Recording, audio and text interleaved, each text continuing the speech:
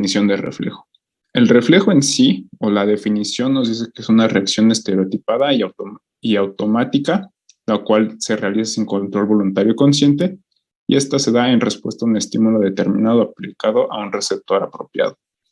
Vamos a ir desmenuzando poco a poco todo este concepto. Y bueno, primero dice que es una reacción estereotipada y automática. ¿Esto a qué hace referencia? Bueno, esto hace referencia a que la reacción estereotipada va a ser la misma en el reflejo, va a ser la misma reacción cuando se desencadena el reflejo. Por ejemplo, aquí tenemos el reflejo rotuliano y el reflejo fotomotor. La reacción estereotipada típica del reflejo rotuliano es producir una extensión, mientras que la reacción estereotipada del reflejo fotomotor es producir la constricción pupilar. Esta respuesta siempre va a ser la misma. Por eso es que es una reacción estereotipada. Ahora, seguimos. Es realizada sin un control voluntario consciente. Esto quiere decir que aunque nosotros querramos impedir este reflejo se va a desencadenar de todas maneras, ¿no? Por ejemplo, en el caso del reflejo rotuliano, aunque nosotros no queramos extender nuestra pierna, si nosotros estimulamos el tendón rotuliano, pues esta respuesta se va a dar. Igual de la misma forma con el reflejo fotomotor, ¿no? Es un reflejo involuntario, aunque nosotros querramos mantener nuestra pupila en midriasis, ante la luz se va a provocar una contracción del esfínter de la pupila y va a producir una miosis. Ahora, continuamos. Ahí dice que es en respuesta a un estímulo determinado. El estímulo determinado va a variar dependiendo del reflejo. En el caso de los reflejos osteomusculares, por ejemplo, el reflejo rotuliano, el estímulo es la percusión sobre mi tendón rotuliano, mientras que el estímulo en el reflejo fotomotor es la estimulación sería la luz. Y finalmente va a ser aplicada a un receptor apropiado. Cada reflejo va a tener su propio receptor.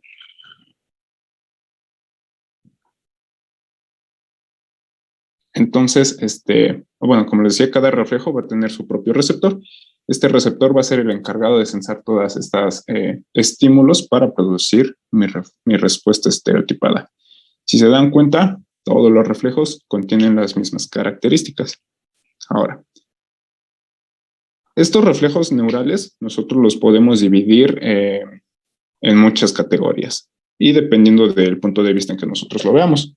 Por ejemplo, empezamos de este lado. Nosotros podemos dividir los reflejos neurales dependiendo del número de neuronas que se involucren en una vía refleja. En esta vía refleja, nosotros los podemos dividir en monosinápticos o en polisinápticos. Monosinápticos quiere decir que va a haber una sola sinapsis entre mi neurona aferente y mi neurona eferente, ¿ok? Mientras que los polisinápticos quiere decir que va a haber más de dos, va a haber igual o más de dos sinapsis entre mi neurona aferente y mi neurona eferente. Esa es la diferencia entre los monosinápticos y los polisinápticos. Ahora, también nosotros lo podemos dividir según la división eferente que va a controlar la respuesta. Esta división puede ser somática o autónoma. Somática, por ejemplo, el reflejo miotático, ¿no? La respuesta va a caer sobre el músculo esquelético. O autónoma, por ejemplo, el reflejo nauseoso. También lo podemos dividir según el lugar del sistema nervioso central donde se va a integrar mi reflejo. Este puede ser a través de la médula espinal o a nivel craneal. Por ejemplo, de la médula espinal, pues el más típico, el reflejo rotuliano, y por ejemplo, a nivel craneal, pues el fotomotor, ¿no? Como ya mencionamos previamente. Y finalmente también los podemos dividir según el momento en el que aparecen estos reflejos. Estos pueden ser reflejos innatos, como todos los musculares, o aprendidos. Estos reflejos aprendidos o condicionados, el ejemplo más común o el que van a encontrar en alguno de sus libros es el de Pavlov, ¿no? Este señor lo que hizo fue que condicionó a sus perros a que ante el sonido de la campana estos empezaron a salivar porque relacionaban la campanada con el proceso de alimentación. Ahora, continuando. ¿Qué es un arco reflejo? Los arcos reflejos van a ser todas las vías nerviosas involucradas en un reflejo. Y este arco reflejo consta de 5 partes o 5 componentes. Primero, un órgano sensitivo, un sensor. Ese sensor va a determinar estos cambios en nuestro cuerpo y va a mandar una vía aferente. Este sería nuestro segundo elemento del arco reflejo. Esta vía aferente finalmente va a llegar a un centro integrador, como ya habíamos visto previamente. Puede ser médula o sistema nervioso central. En este caso, aquí está nuestro sistema integrador en la médula. Posteriormente, en la médula va a haber sinapsis. Pueden ser, se va a dar la sinapsis monosináptica, la polisináptica, y finalmente va a haber una vía eferente. Finalmente, esta vía eferente va a recaer sobre un músculo efector o sobre un objetivo para desencadenar una respuesta.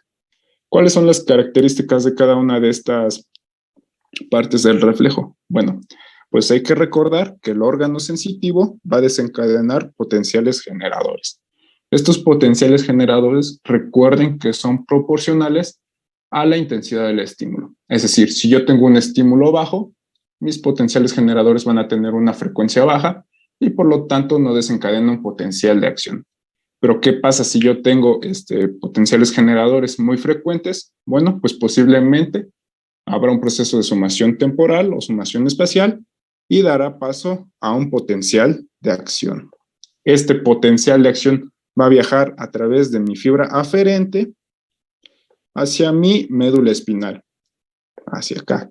Y en la médula espinal va a tener lugar diferentes tipos de sinapsis, entre ellos potenciales posinápticos excitadores o potenciales posinápticos inhibidores, dependiendo de la célula a la que estimule.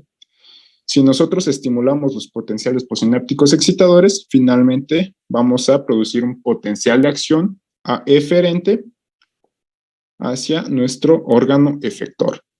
En este ejemplo de los reflejos osteomusculares o osteotendinosos, pues principalmente el órgano efector es el músculo.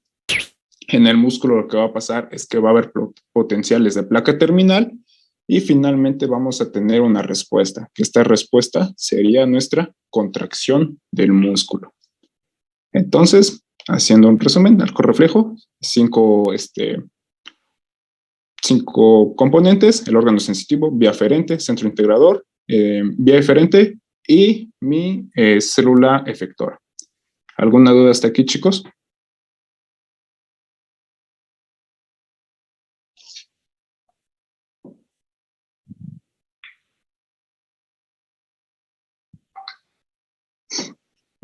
Bueno, creo que ninguna. Entonces, continuamos.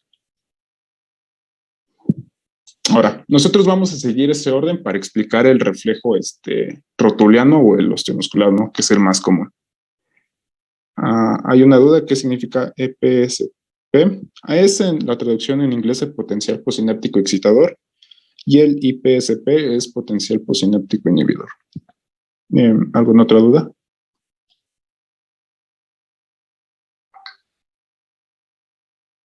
Ajá, acuérdense, los receptores, bueno, esto lo van a ver en la siguiente sesión, pero sí, todo receptor emite un potencial graduado. Estos potenciales graduados se van a ir sumando. Esta sumación puede ser tanto temporal o espacial. Si estos potenciales llegan al umbral, ahí es cuando se desencadena lo de la ley de todo o nada de los potenciales de acción, se dispara mi potencial de acción y pues ya, ¿no? Es inminente la respuesta ante el estímulo. La sinapsis se da en la médula espinal. Sí, bueno, entre la vía aferente y la vía eferente sí. Se da en la médula espinal y puede ser monosináptica si solo hay una sinapsis entre neurona aferente y neurona eferente, o polisináptica si involucra dos o más neuronas en la médula espinal. ¿Alguna otra duda?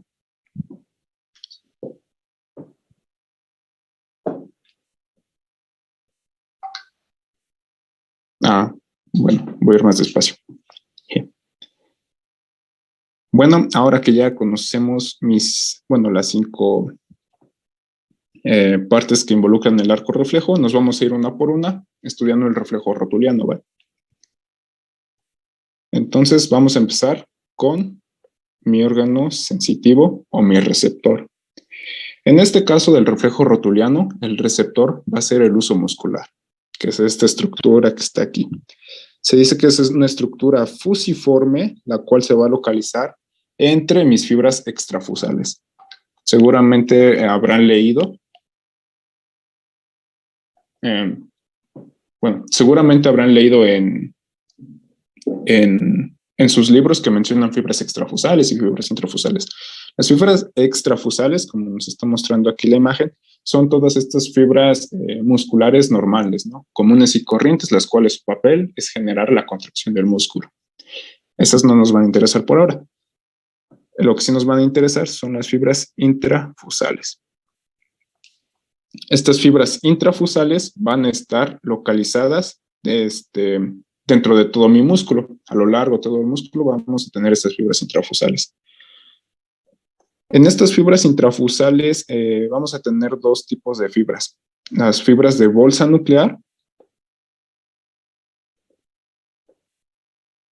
y las fibras de cadena nuclear. Estas fibras de bolsa nuclear se denominan así porque tienen la característica de que en el centro de la fibra, en el ecuador de la fibra, hay como una pequeña bolsa. Y en esa pequeña bolsa se alojan todos los núcleos de esta fibra. Mientras que la de cadena nuclear, imagínense que es toda recta. Y sus núcleos están en hilera. Es por eso que se conocen como fibras de cadena nuclear. Ahora, estas fibras de bolsa nuclear, ambas fibras van a tener una porción sensitiva, la cual va a estar aquí en medio, y una porción motora, la cual va a estar en los extremos. Otra característica de estas fibras es que no contribuyen a la fuerza total del músculo, ya que las fibras, estas fibras sensitivas tienen muy pocas fibras de actina y de miosina, y además son muy pocas en cada músculo, por lo cual su único papel es meramente sensitivo. Ahora, en las fibras de bolsa nuclear yo voy a tener dos tipos de fibras diferentes. Unas fibras que se van a llamar fibras dinámicas y otras que se van a llamar estáticas. Esto va a ser importante porque más adelante vamos a ver qué repercusión tienen que haya fibras dinámicas y fibras estáticas. ¿Alguna duda del órgano sensitivo del uso muscular?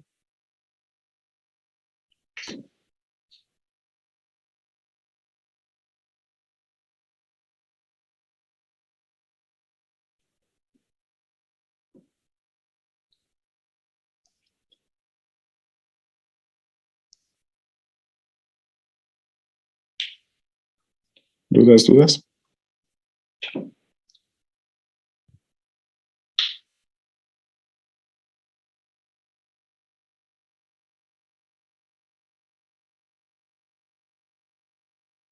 Sí, podría repetirla.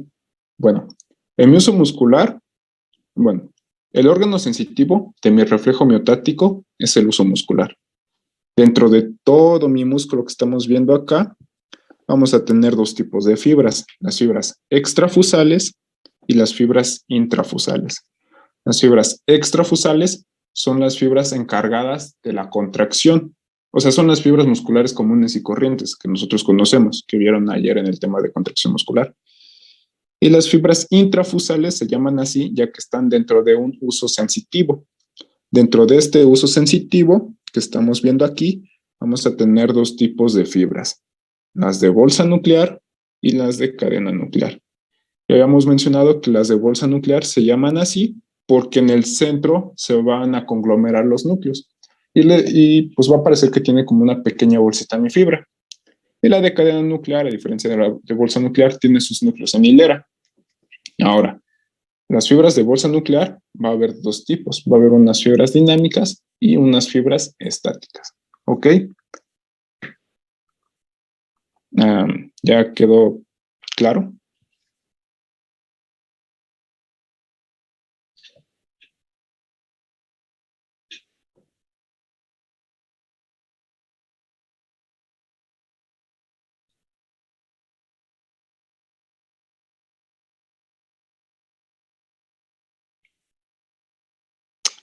Que sí hay una cantidad de fibras por bolsa, por cada cierto número de cadenas, no como tal, pero normalmente dentro de mi uso se dice que hay de 5 a 8 fibras en total. La mayoría suelen ser las de cadena nuclear, aproximadamente 5 de cadena nuclear y 3 de bolsa nuclear. Las de bolsa nuclear hay en un menor número y en las de cadena nuclear, pues les digo, son alrededor de 5 a 7 fibras por uso muscular. ¿Alguna otra duda?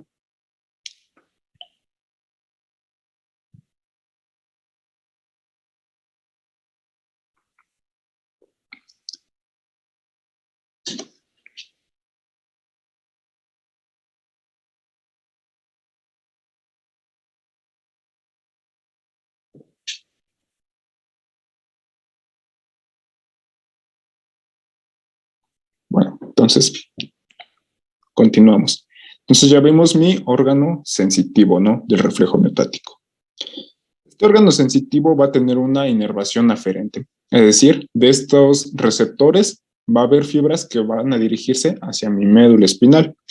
Estas fibras van a ser de dos tipos, las fibras 1A o fibras primarias, o también conocidas como terminaciones ánulo espirales o de las fibras tipo 2. Las fibras primarias o 1A, les digo que se reciben este nombre de ánulo espirales porque terminan precisamente en la parte central de mi uso, pero en forma de espiral, como un resorte. Y estas fibras 1A van a inervar a mis tres tipos de fibras que habíamos mencionado. A las fibras de bolsa nuclear dinámicas, a las fibras de bolsa nuclear estáticas y a mis fibras de cadena nuclear. Esas van a ocupar principalmente el centro de mi fibra. Pero también voy a tener un segundo tipo de fibras, las fibras tipo 2 o fibras secundarias. Estas fibras secundarias van a estar adyacentes a mis fibras de terminaciones anuloespirales o 1A. Y solo van a inervar a dos tipos de células intrafusales, a las fibras de bolsa nuclear estáticas y a las fibras de cadena nuclear, como estamos viendo aquí. Esto tiene implicación, ya que ambas fibras van a detectar cosas diferentes. Las fibras de tipo 1A van a detectar mi respuesta dinámica. Esta respuesta dinámica se da gracias a que estas fibras son mucho más rápidas para sensar los cambios de longitud que las fibras de tipo 2. Si recuerdan, pues las fibras 1A suelen ser más grandes y al ser más grandes tienen una mayor cantidad de mielina. Es por eso que responden mejor a las respuestas dinámicas, es decir, a los cambios de la longitud muscular y a la velocidad del movimiento. Eso es lo que van a sensar mis fibras 1A. Mientras que las fibras de tipo 2 o fibras estáticas solo van a descargar ante la longitud estacionaria. Es decir, si tú tienes tu brazo extendido y lo vas contrayendo, si haces una flexión del brazo sobre el antebrazo, tú vas a notar cómo el músculo se va a ir pues como contrayendo, ¿no? Tú eres capaz de sentir esa contracción gracias a las fibras 1A, al componente dinámico, porque te informa acerca de la velocidad de contracción y de la longitud. Una vez que tú acabas de hacer tu flexión y te quedas ahí entran en juego las fibras de tipo 2 o las fibras estáticas. Y esas te informan de la propiocepción del músculo. ¿Alguna duda hasta aquí?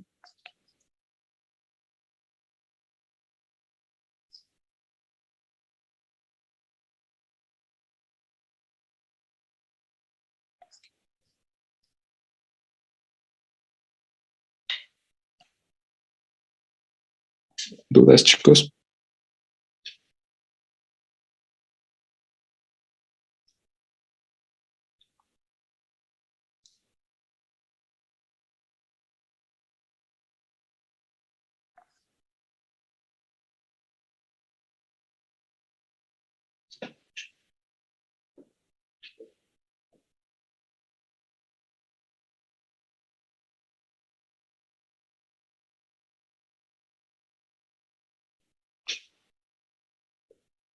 Bueno, todo bien, Juan. Continuamos.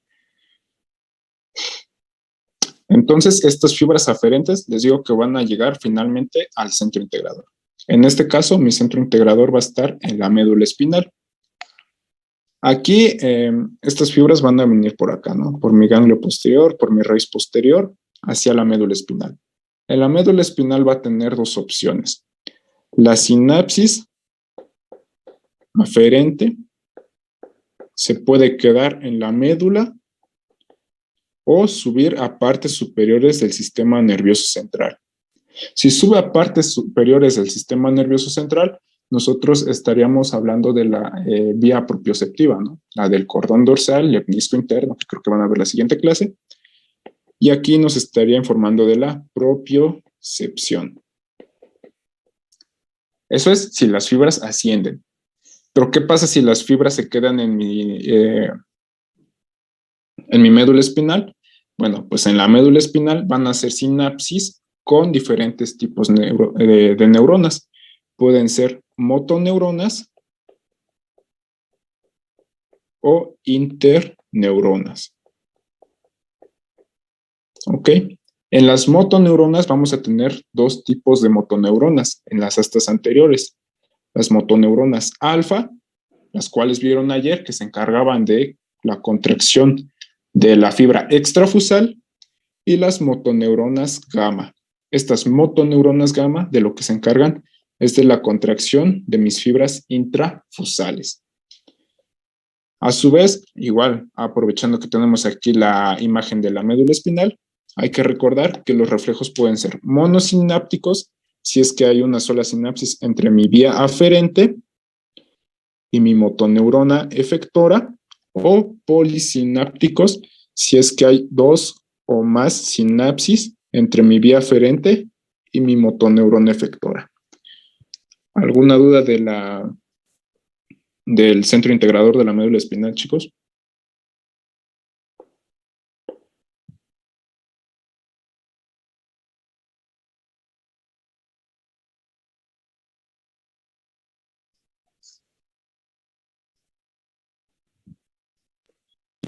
Juan, comentan si podrías repetir lo último, por favor.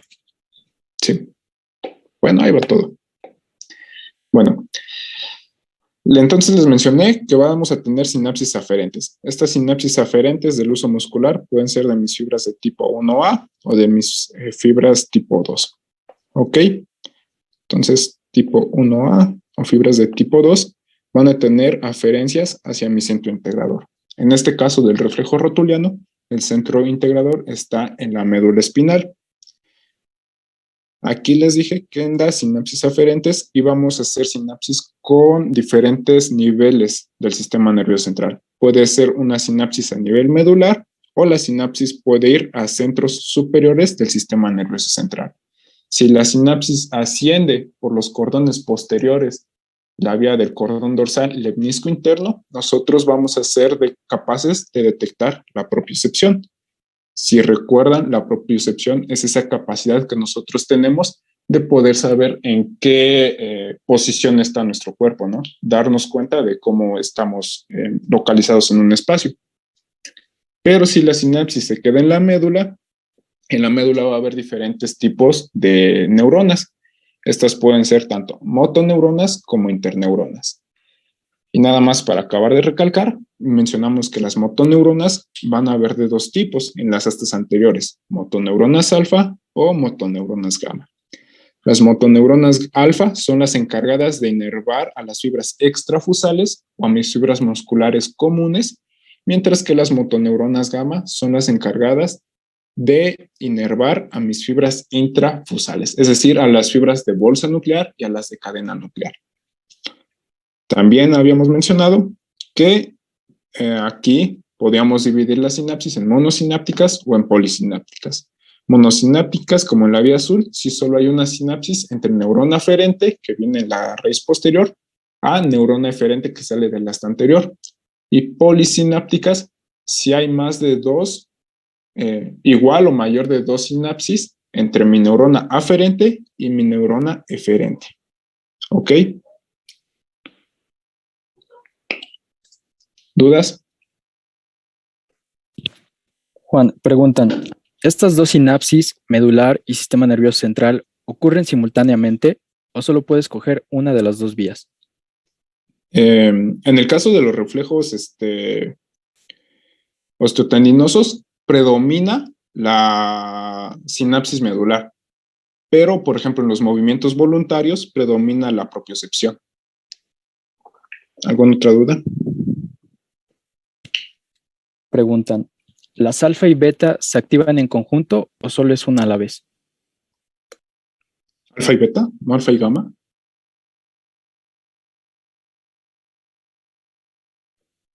Sí, bueno, quiero creer Ah, que se refiere a eso. Por aquí ok. está como beta, Bueno, pero si bueno. se refiere al alfa gamma, hay un efecto que se llama coactivación alfa gamma, de lo que vamos a hablar más adelante. Pero en los reflejos solo hay predominio de la coactivación alfa. Bueno, esto se más adelante. En los reflejos hay predominio de la coactivación alfa, pero en los movimientos voluntarios hay una cosa que se llama coactivación alfa gamma. De eso hablaremos un poco más adelante. ¿Alguna otra duda?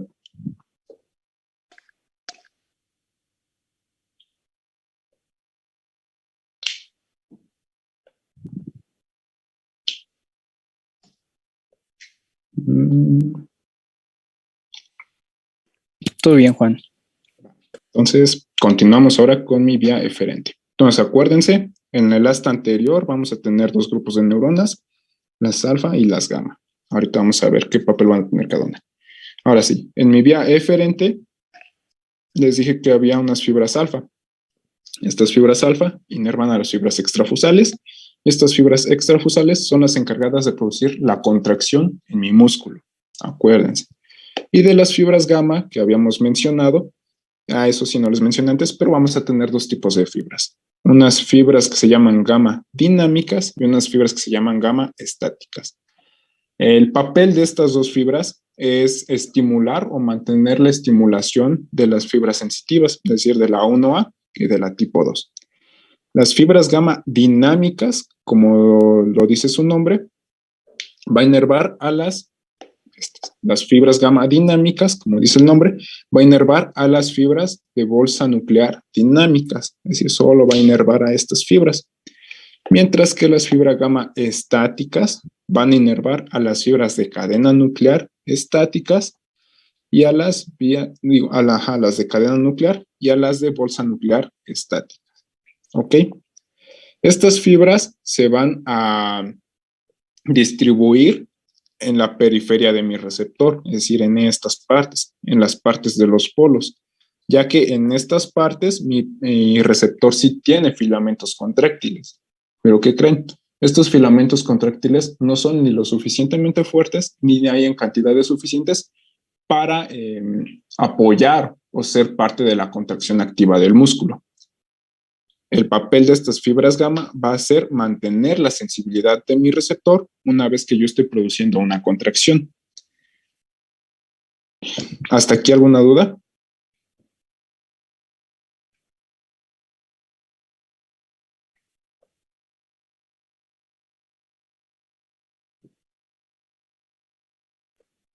Comentan si podría repetir lo último, por favor.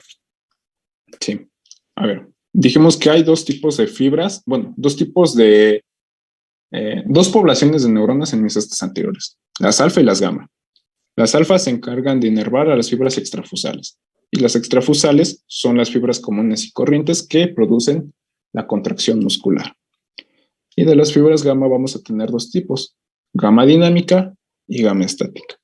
Las gamma dinámica se encargan de inervar las fibras de bolsa nuclear dinámicas y las gamma estáticas se encargan de inervar las fibras de bolsa nuclear estáticas y a las de cadena nuclear.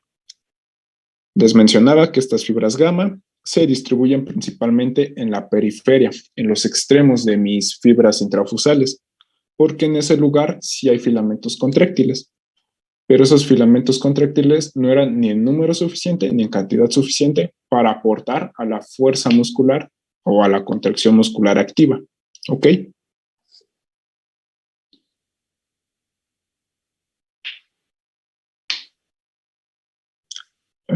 ¿Dudas?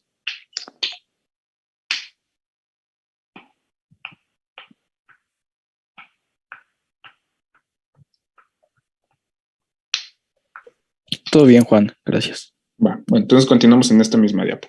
Estas fibras de cadena nuclear dinámicas, como ya les había mencionado, inervan a estas fibras de bolsa nuclear dinámicas. ¿Qué pasa en una contracción activa? Imagínense que ustedes están como este muñeco y tienen su brazo a 90 grados, ¿no? Aquí una flexión a 90 grados. y de repente producen una contracción. Si ustedes producen esta contracción, lo que van a hacer es que el músculo se va a hacer más pequeño, se va a contraer, pues como su nombre lo dice. Si ese músculo se hace pequeño, es decir, si este músculo se hace pequeño, ¿qué pasa con estas fibras? Pues igual se hacen más pequeñas, ¿no? Como que se acortan. Y si se llegan a cortar, lo que hacen es que no va a sensar el receptor. Entonces, el papel de las fibras o de la inervación gamma es acortar estos pedazos, estos extremos. Y al acortar estos extremos, también es capaz de tensar aquí mi fibra de tipo 1A. Y eso es lo que da la sensación de acortamiento, de que yo estoy contrayendo mi músculo. La actividad dinámica que habíamos visto de la fibra 1A, ¿no? Que era velocidad de contracción y la longitud durante la contracción. Ahora, una vez que yo llego a este punto y ya no contraigo más mi músculo, entran en juego las fibras de gamma estáticas. Estas fibras gamma estáticas ahora van a cortar acá y acá, es decir, a las de bolsa nuclear estáticas y a las de cadena nuclear, y me van a dar mi porción estática, es decir, la longitud estática, la cual a su vez me informa de la propiocepción. ¿Ok? ¿Alguna duda?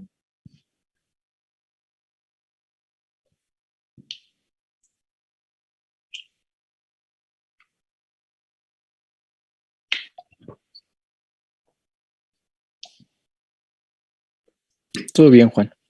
Va. Bueno, como les mencionaba, estas fibras gamma no tienen nada que ver con el reflejo miotático en sí, pero es importante mencionarlas ya que pues, estamos mencionando todas las estructuras del uso muscular. Entonces, continuamos con con la coactivación alfa-gamma. Es lo que me habían preguntado, ¿no? A ver si aquí queda un poco más claro esto de las fibras. Imagínense tres escenarios, ¿no? Uno, el que yo estiro a mi músculo. Aquí. El primero, estiramiento sostenido del músculo. Este es mi tendón. Sobre el tendón, pues está fijo el músculo. Y yo tengo un peso. Cuando dejo caer este peso, ¿qué va a pasar con el músculo? Pues se va a estirar. Al estirarse este músculo, también se estira mi fibra intrafusal, ¿no? El uso muscular. Al estirarse ese uso muscular, lo que hace es que se deforma mi terminación anuloespiral. Y cuando se deforma es cuando empieza la descarga 1A.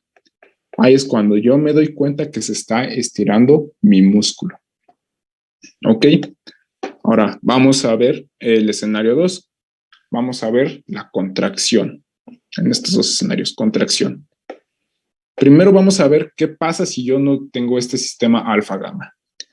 Imagínense que aquí tengo mi motoneurona alfa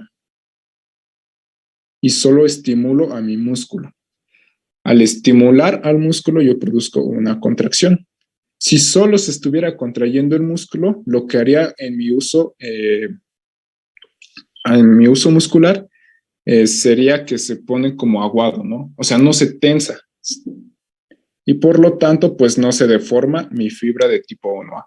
Al no deformarse esa fibra, yo aquí tengo un vacío de mis potenciales del receptor. Y al tener ese vacío, aquí yo no estaría sensando la contracción. ¿Ok? Ahora, ¿qué pasa si yo tengo mi coactivación alfa y gamma? Ahora sí. Cuando yo tengo la coactivación alfa-gamma, lo que pasa es que tengo una contracción muscular de mi fibra extrafusal, pero al mismo tiempo se contrae mi fibra intrafusal. Lo que hace esta contracción es que va a tensar la parte de mi receptor o de mi fibra anuloespiral y ahora sí, durante la contracción yo voy a ser capaz de sensar la contracción.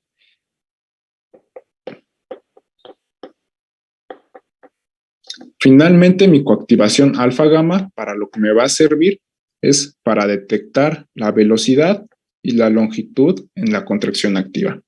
Es decir, mientras yo hago mi contracción, gracias a esta activación, yo soy capaz de sentir esa contracción. ¿Alguna duda hasta aquí, chicos?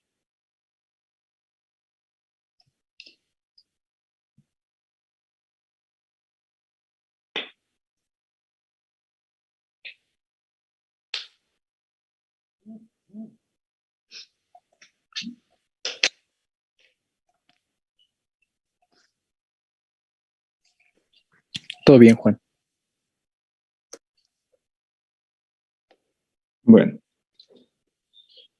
Otra cosa que se me olvidó. La coactivación alfa-gamma también nos ayuda para mantener el tono muscular. Si ustedes recuerdan la definición de tono muscular, es esta propiedad del músculo de oponerse a la relajación total. Es decir, cuando ustedes están en reposo, sus músculos están en una contracción parcial y esa contracción parcial se conoce como tono muscular. Eso depende principalmente pues, de mis fibras gamma. Como les mencionaba, las fibras gamma no participan como tal en el reflejo miotático, pero había que mencionarlas ya que estamos mencionando todas las partes del uso muscular. Y ahora sí, vamos a hablar finalmente ya del reflejo miotático con toda esta integración. Entonces, habíamos dicho que teníamos... ¿Hay dudas? ¿Hay alguna duda, Esteban? Todo bien, Juan. Bueno, déjame revisar. Solamente preguntan si podrías repetir las gamas dinámicas que hacían. Las gamas dinámicas... Ya, me regreso. Acá. Las gamas dinámicas mantienen la sensibilidad de mi fibra 1A, es decir, de mi fibra aferente dinámica, mientras yo estoy produciendo la contracción activa. Y al estimular la sensibilidad, digamos como que refuerza la respuesta de mi fibra 1A, que es la dinámica. Y al reforzar su respuesta, la fibra pues me ayuda a detectar los cambios de velocidad y los cambios de longitud. Al contrario de las gamas estáticas, que solo me informan cuando el músculo se dejó de contraer y en qué posición está el músculo. ¿Ok? ¿Alguna otra duda?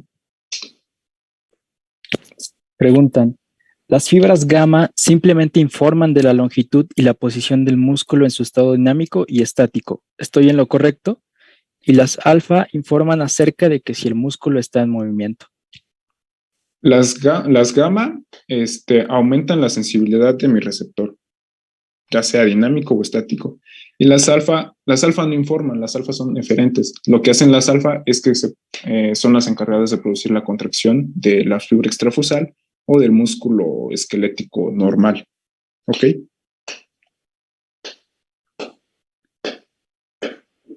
¿Alguna otra duda?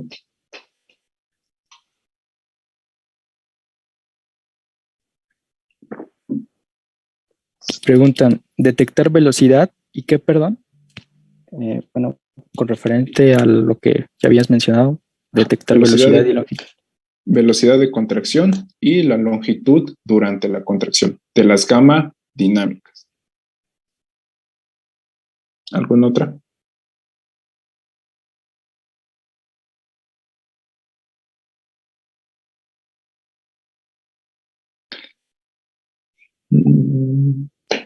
Todo bien, Juan, hasta el momento. Gracias. Entonces, ahora sí vamos a integrar todo esto que hemos visto en el reflejo rotuliano, ¿va? Vamos a empezar. Todo empieza a través de un estímulo. En este caso, como están viendo en el GIF, el estímulo es la percusión sobre mi tendón rotuliano. Es decir, aquí le aplico la percusión, ya sea con un martillo de exploración o, bueno, lo ideal pues es con un martillo de exploración. Cuando yo percuto mi tendón, como están viendo en la animación, lo que va a hacer es que mi músculo, todo el músculo, se va a estirar. Como se estira todo el músculo y las fibras y los usos musculares están entre las fibras, pues también estos usos se estiran. Al estirarse los usos musculares, les dije que se produce una estimulación de las fibras tipo 1A, ya que se deforma la terminación ánulo-espiral. Al deformarse esta terminación ánulo-espiral, manda la aferencia hacia mi centro integrador, que es la médula espinal. Y en ese punto hace sinapsis con una motoneurona en el asta anterior. Esta motoneurona son las alfa. Esta motoneurona lo que va a hacer es que va a producir una vía eferente, la cual va a ser la encargada de inervar a todo mi músculo extrafusal, produciendo finalmente la contracción del cuádriceps femoral. ¿Ya quedó alguna duda con el reflejo miotático?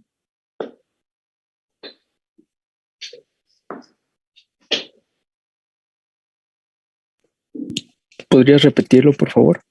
Sí, claro. Entonces vamos por partes. 1. El estímulo, ¿cuál es? La percusión sobre el tendón rotuliano. Aquí, le pego. ¿Qué es el efecto que causa? Causa un estiramiento de todo el músculo. Al estirar todo el músculo, estiro tanto las fibras extrafusales como las fibras intrafusales.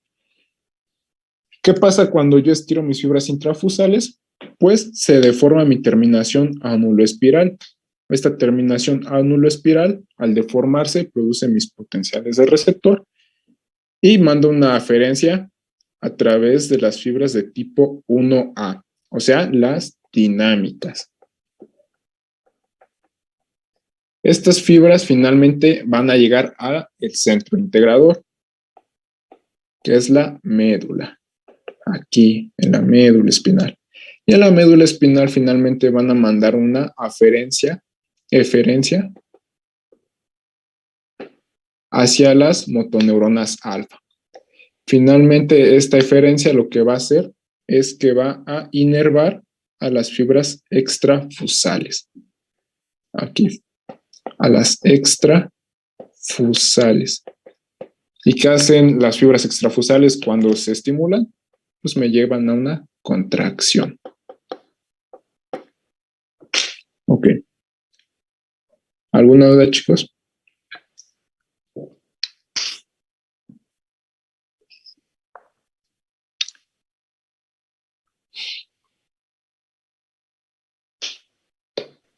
Todo bien, Juan. Gracias. Entonces recuerden, el reflejo rotuliano es monosináptico. Pero ¿qué pasa? En este reflejo rotuliano hay un efecto que se llama inervación recíproca. Esta inervación recíproca lo que va a hacer es que va a inhibir a los músculos antagonistas del músculo que se estimuló. Suena un poco raro, pero por ejemplo, aquí tenemos este circuito neuronal en el cual, aquí está, en el cual vamos a seguir la misma secuencia.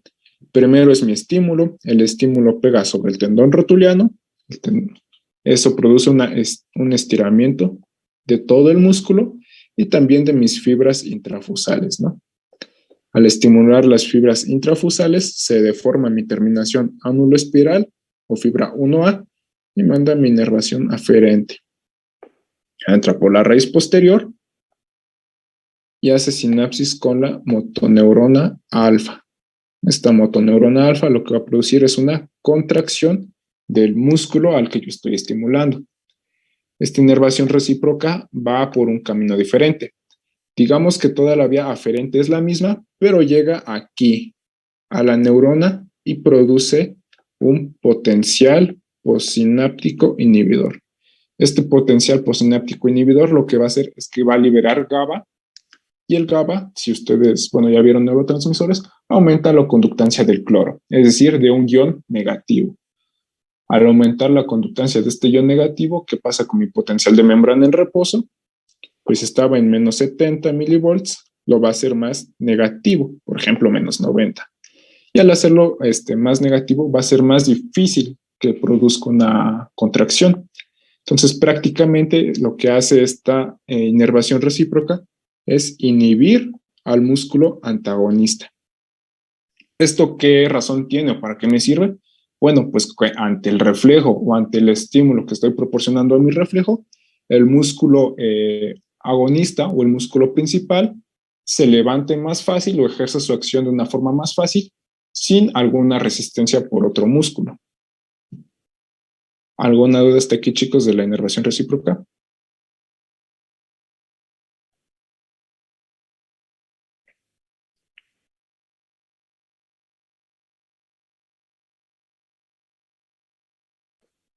Todo bien, Juan.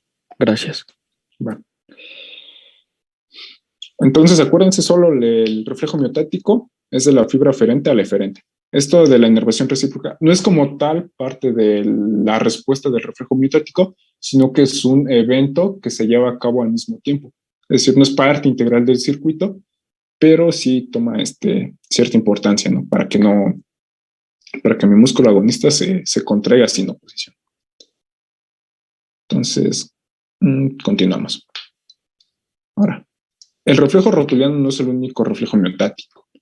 Hay muchos reflejos miotáticos en nuestro cuerpo. Y aquí tenemos otra imagen en la cual pues igual podemos desarrollarla, ¿no?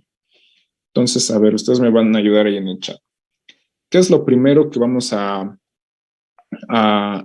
qué vamos a empezar con mi reflejo miotático? Con mi receptor.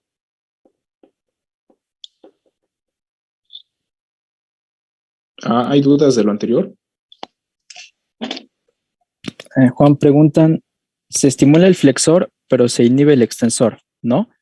Sí, se estimula el flexor. Bueno, es que depende, porque por ejemplo en el bíceps es flexor y el tríceps es extensor. Si tú percutes en el tendón del bíceps, lo que estarías haciendo es estimular al bíceps e inhibir al tríceps. Pero hay otro reflejo que es el reflejo tricipital. En ese caso, si tú estimulas al tríceps, producirías una extensión e inhibirías al bíceps. Todo depende de cuál sea el músculo que tú estés estimulando, de cuál sea el agonista. Es por eso que yo digo que si estimulas al agonista, inhibes al antagonista. Por ejemplo, el agonista de la flexión es el bíceps en el brazo y el antagonista el tríceps. En el caso de la pierna, el agonista es el cuádriceps femoral y pues los antagonistas serían los isquiotibiales, el semitendinoso, el semimembranoso. ¿Sí quedó claro?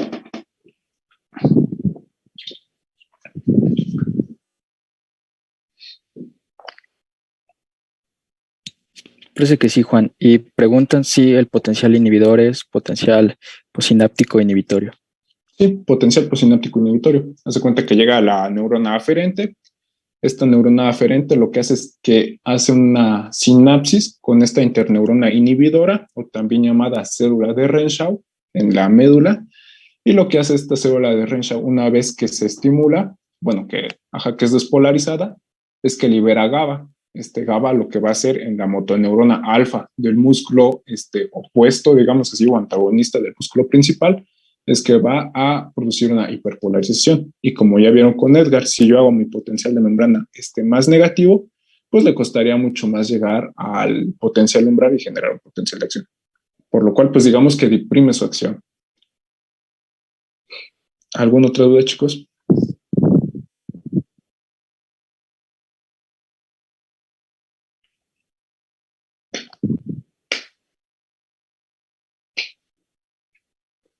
Todo bien, Juan. Gracias. Bueno, entonces sí, ahora sí, aquí vamos a integrar todo lo que hemos visto como un repaso. Entonces, en el reflejo miotático, ¿quién es mi receptor, chicos? Pónganlo en los comentarios.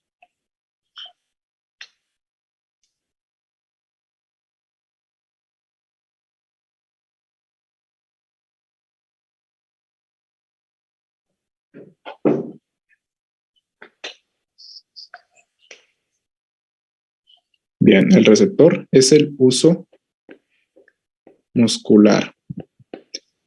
Y el uso muscular habíamos dicho que estaba compuesto por diferentes tipos de fibras. Las fibras de bolsa y los de cadena nuclear, ¿no? Y las de bolsa, a su vez, las podríamos subdividir en bolsas dinámicas y en bolsas estáticas. Ahora, ¿cuál es el estímulo que desencadena la respuesta de mi receptor? El reflejo miotático.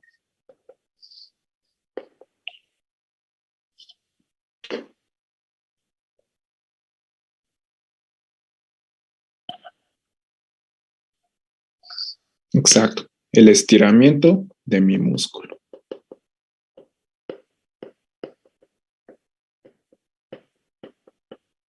Este estiramiento muscular va a despolarizar a mis fibras de bolsa nuclear, a las dinámicas. Y esas fibras van a mandar una vía aferente. Esa vía aferente, ¿a través de qué fibra está encargada?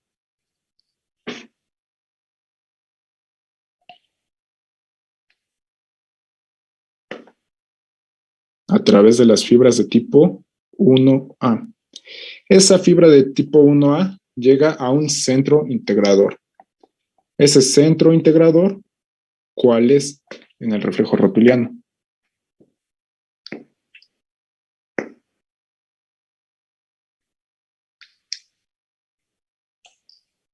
Es la médula. Y en la médula, ¿cuántas sinapsis hay? Una, dos, muchas. ¿Cuántas hay?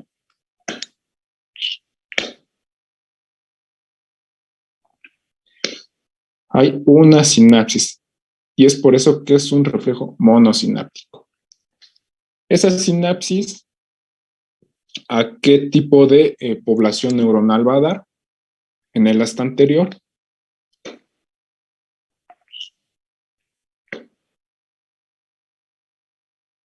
¿A qué tipo de motoneurona?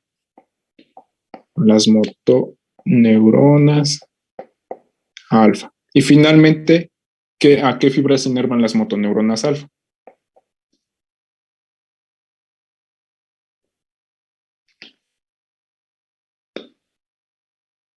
A las fibras extrafusales. Entonces, ¿cuál sería mi respuesta? Una contracción refleja. ¿Ok? Entonces, ¿alguna duda en esta imagen, chicos?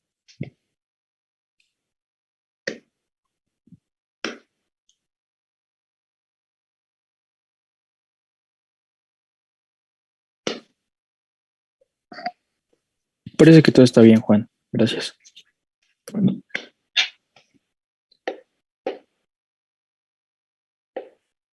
Bueno, igual acuérdense que aquí, en la médula, también juega el papel la motoneurona inhibidora de Renshaw,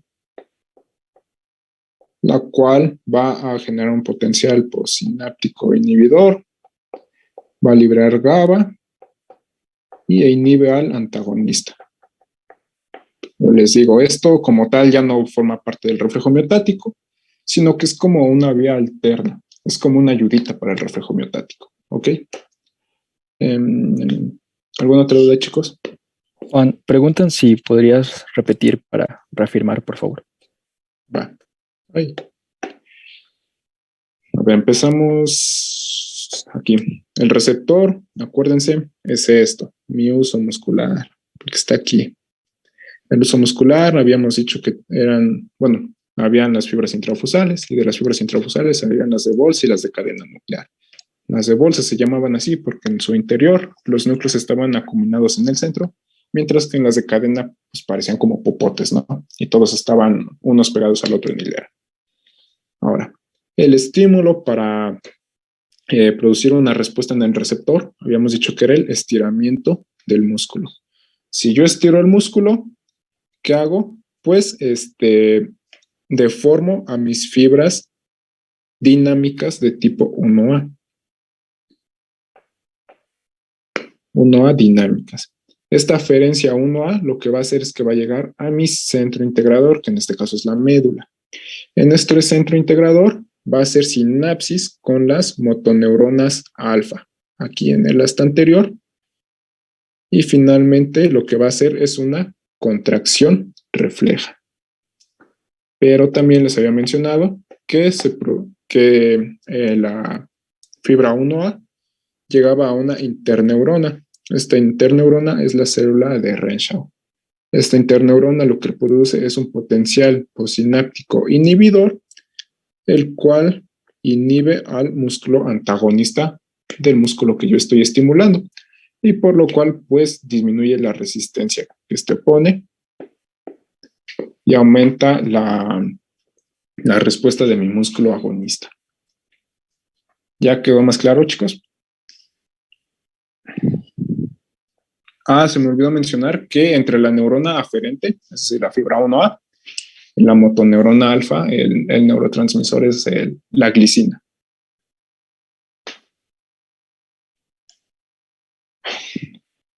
¿Alguna otra duda? Preguntan, ¿en el estiramiento muscular se despolariza la fibra 1A? Sí.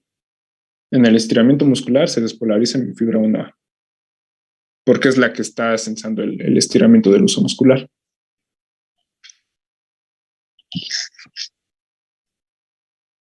¿Alguna otra pregunta?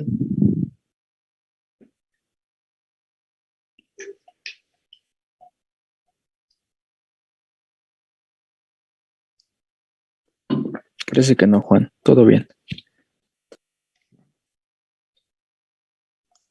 Preguntan, ¿la glicina qué dijiste que era? El neurotransmisor que medía la sinapsis entre la neurona aferente y la eferente, entre la 1A y la alfa. Es un neurotransmisor excitador. Y el GABA, lo que libera la célula de Renshaw o interneurona inhibidora hacia el músculo antagonista.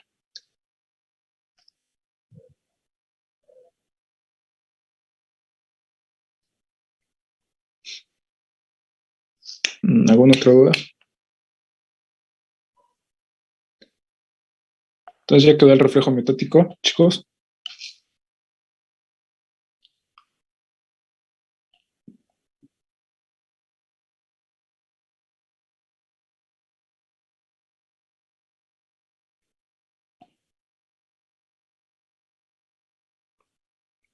Todo bien, Juan, gracias. Va, bueno, continuamos.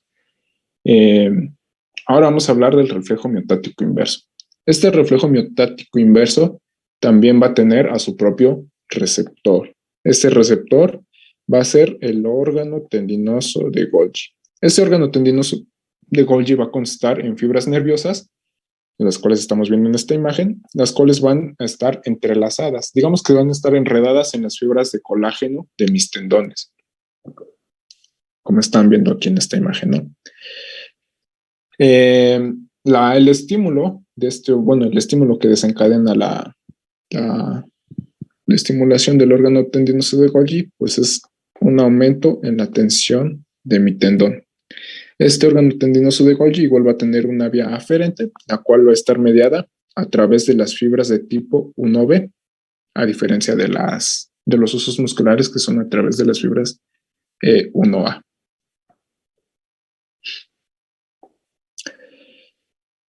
Como les mencionaba, aquí esto ya va a ser más rápido. El órgano tendinoso tiene a sus fibras aquí mezcladas con las fibras de colágeno del tendón. El estímulo que desencadena la despolarización de mi fibra 1B va a ser el aumento en la tensión del músculo. Este aumento de la tensión, lo que estamos viendo en esta imagen, si yo dejo caer un peso muy grande sobre el músculo, va a tensar aquí a mis tendones. Al tensar estos tendones, lo que pasa es que estas fibras como que se aplastan, se deforman, producen mi potencial generador de receptor, producen el potencial de acción y finalmente producen la vía aferente. Esta vía aferente lo que va a hacer es que va a hacer sinapsis con una motoneurona inhibidora acá. Y esta motoneurona inhibidora va a inhibir a la motoneurona alfa del músculo que yo estoy estimulando. ¿Y qué pasa si yo inhibo esa neurona? Pues va a producir una relajación muy brusca. Y al mismo tiempo va a haber una inervación recíproca. pero esta inervación recíproca va a ser contraria, ya que esta fibra 1A va a ser sinapsis aquí con una con una interneurona excitadora, generando un potencial posináptico excitador, la cual va a estimular al asta anterior del músculo antagonista. Y ahí va a producir una contracción del antagonista.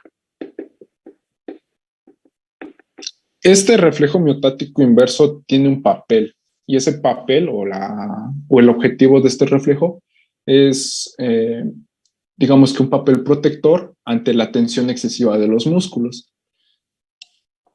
¿Para qué? Pues para que no se desgarre el músculo o para que no se, para que no se desgarren los tendones y no se separen las inserciones. ¿Alguna duda, chicos, del reflejo miotático inverso?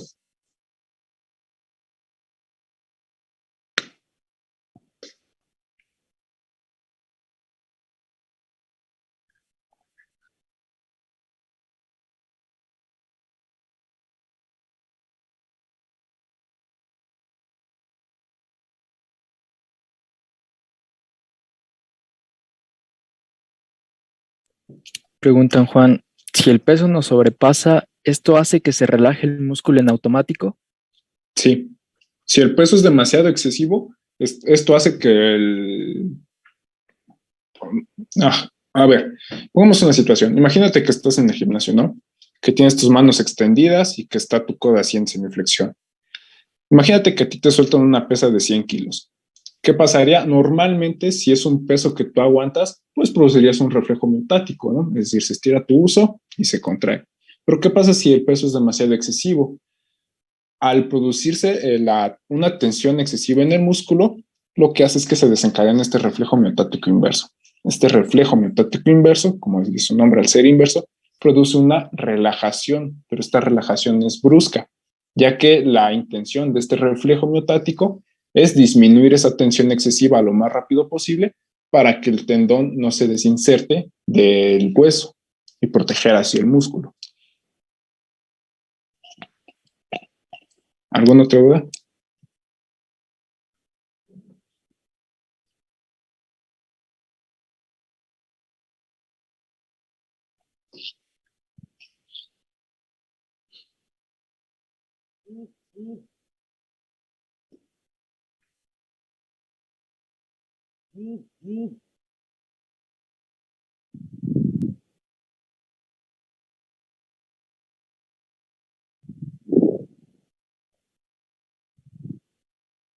¿Alguna otra duda, chicos?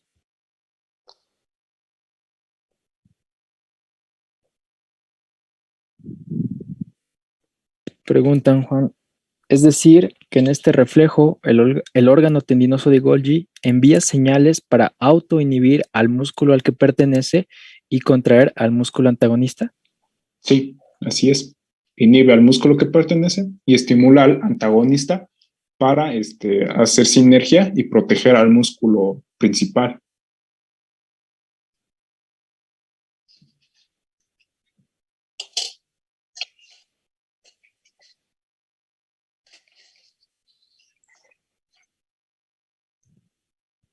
¿Alguna otra duda, chicos?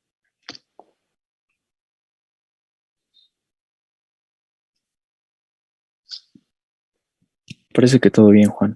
Gracias. Ahora vamos a comparar un poco a mis dos receptores en situaciones distintas. Vamos a empezar aquí. Un estiramiento pasivo de mi músculo. En este estiramiento tengo dos preparaciones de músculo. El músculo, bueno, mis dos receptores, ¿no? La fibra intrafusal y al órgano tendinoso de Golgi. ¿Cuál va a ser la respuesta de cada uno ante diferente estímulo? En el estiramiento pasivo, si yo coloco un peso y lo dejo caer, estimulo a todo el músculo, ¿no? A la fibra extrafusal y al mismo tiempo a la fibra intrafusal.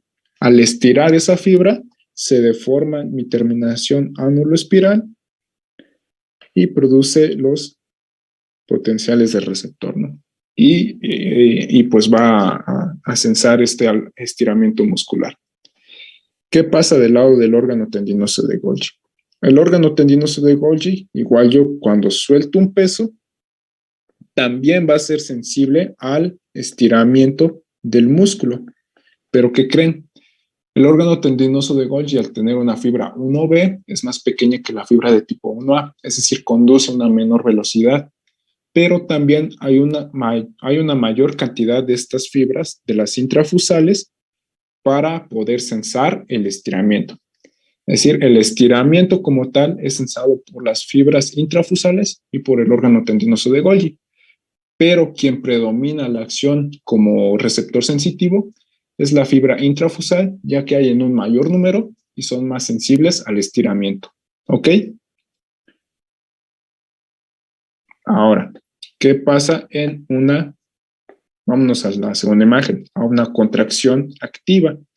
En la contracción activa, si yo aquí contraigo a mi músculo, como ven, aquí no se deforma el uso muscular. Y al no deformarse, no dispara mi terminación 1A.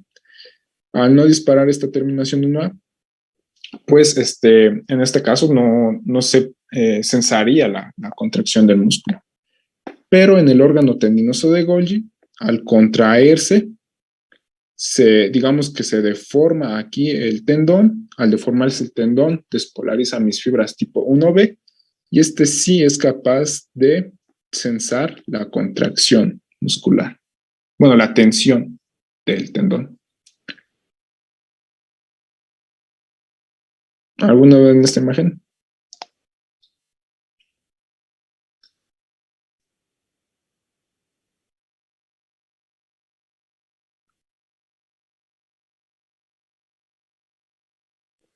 Parece que todo bien, Juan. Gracias. Bueno, finalmente aquí puse una tabla para comparar estos dos reflejos. Creo que son bueno, están medios raros. Aquí tenemos al reflejo miotático y aquí al miotático inverso. ¿Mi receptor cuál es? En el reflejo miotático es el uso muscular y en el miotático inverso es el órgano tendinoso de Golgi. ¿Cuál va a ser el estímulo desencadenante? El estiramiento de mi fibra muscular, en el caso del reflejo miotático, y en el órgano tendinoso de Golgi, una tensión excesiva.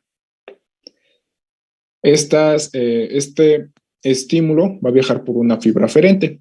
En el caso del reflejo miotático es a través de una fibra tipo 1A, y en el miotático inverso a través de una fibra de tipo 1B.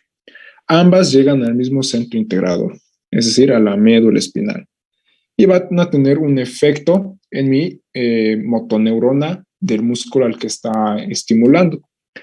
El tipo de potencial posináptico generado, en el caso del reflejo miotático, es un potencial posináptico excitador, mientras que en el del órgano tendinoso de Golgi es un potencial posináptico inhibidor.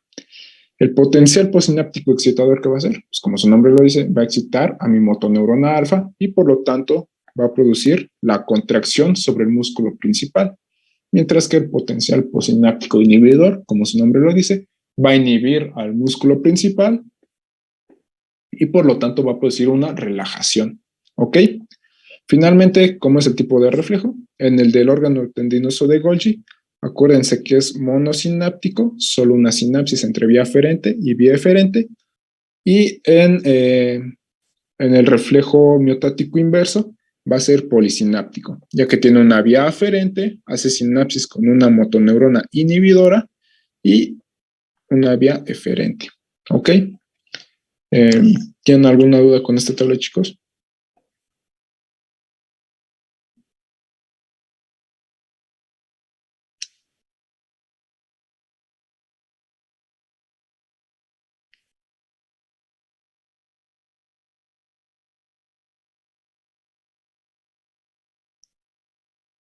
Todo claro, Juan. Va. Finalmente vamos a acabar con dos tipos de reflejos.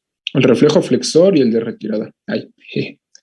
El reflejo flexor y el de extensión cruzada van a tener igual un estímulo desencadenante.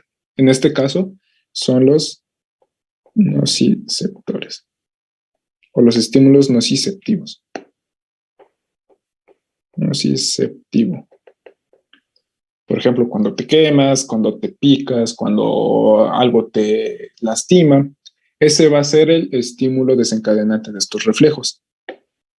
¿Qué van a hacer? Bueno, vamos por ejemplo al miembro inferior. Este reflejo lo que va a hacer es que va a alejar la extremidad del lugar que lo está lastimando. Por ejemplo, si tú vas caminando y pisas, no sé, un lego, una tachuela, un clavo, lo que vas a hacer es que vas a flexionar tu pierna. O por ejemplo, imagínate que estás cocinando, ¿no? Y te quemas con la estufa. ¿Qué vas a hacer? Pues vas a flexionar tu brazo para alejarte del estímulo desencadenante, ¿no? Que puede ser pues, la plancha o una estufa, por ejemplo.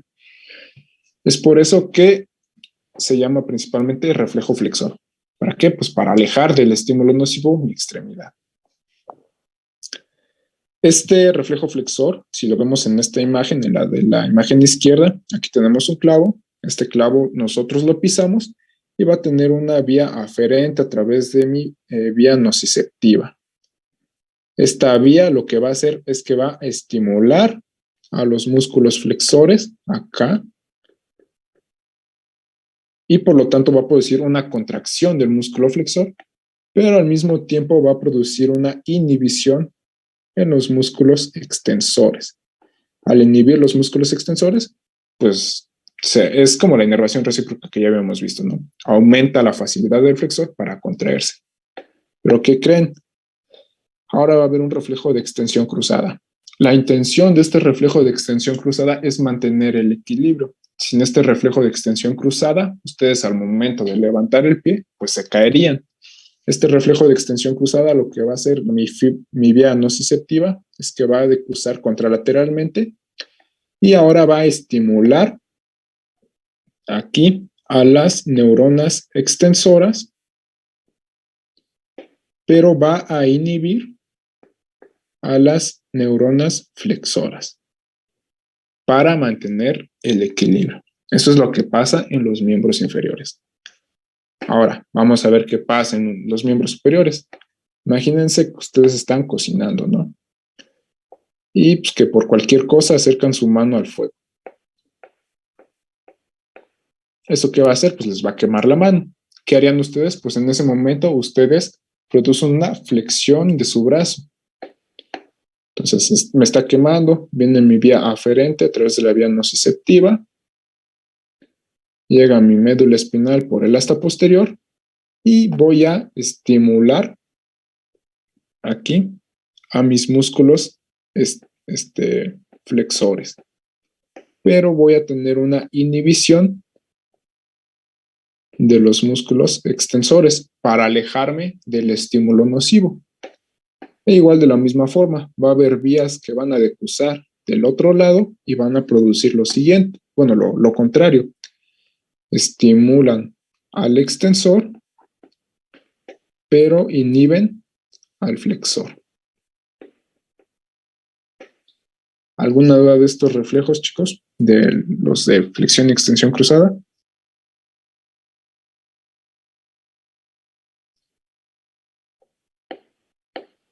Este tipo de reflejos, algo que se me olvidó mencionar, es que eran de tipo polisináptico, ya que pues sí hay varias vías integradas en este reflejo.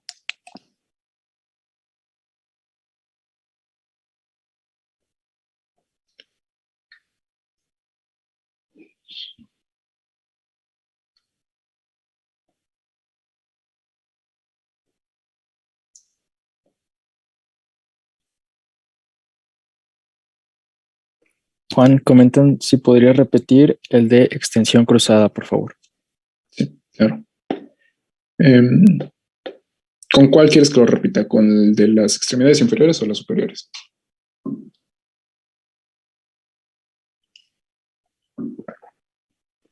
Inferiores, por favor. Vale.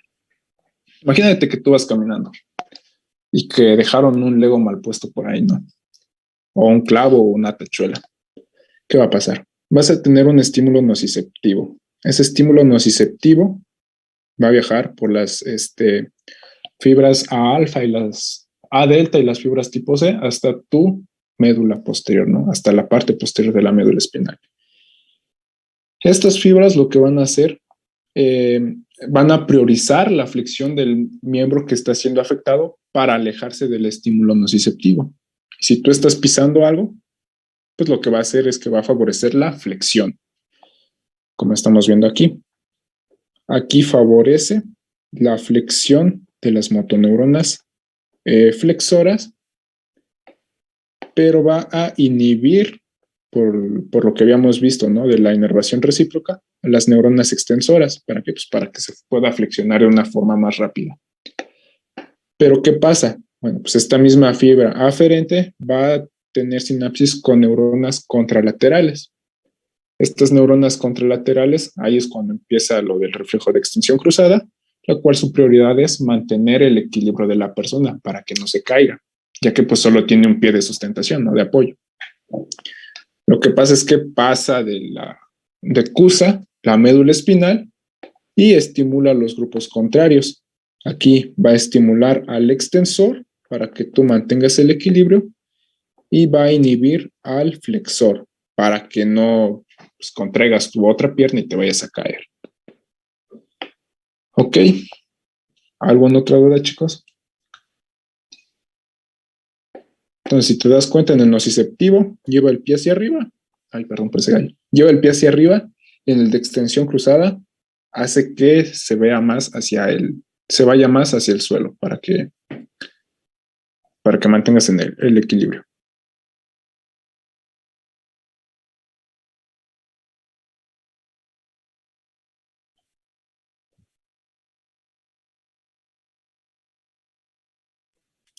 Preguntan, Juan, ¿la estimulación e inhibición se llevan a cabo por potencial posináptico excitador e inhibidor?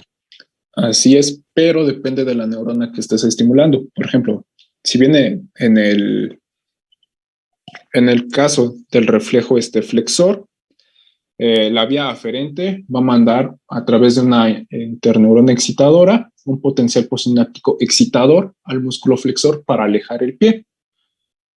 Y va a mandar a través de una interneurona inhibidora un potencial posináptico inhibidor para inhibir a los extensores. ¿Alguna otra duda? Preguntan, ¿es decir que en la extensión cruzada una de las piernas se flexiona y la otra se extiende? Ajá, se flexiona la que está recibiendo el daño para alejarse del estímulo doloroso y se extiende la contralateral para mantener el equilibrio y que no te caigas. ¿Alguna otra duda, chicos? ¿Son polisinápticos? Sí, pues integran muchas vías, ¿no? La aferente, las interneuronas excitadoras, inhibidoras, la eferente, y todavía decusa del otro lado para inervar a las inversas. Sí, son muy polisinápticos. ¿Alguna otra duda? Finalmente preguntan, ¿cuáles son los neurotransmisores que intervienen? Las inhibidoras es GABA. El GABA es neurotransmisor por excelencia inhibidor y las excitadoras es la glicina.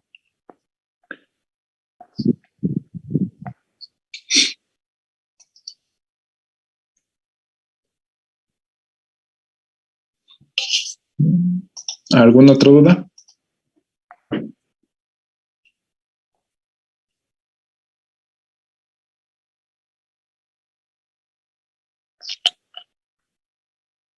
Dudas. Perdón, pero es que no puedo ver el chat. Creo que es todo de momento, Juan.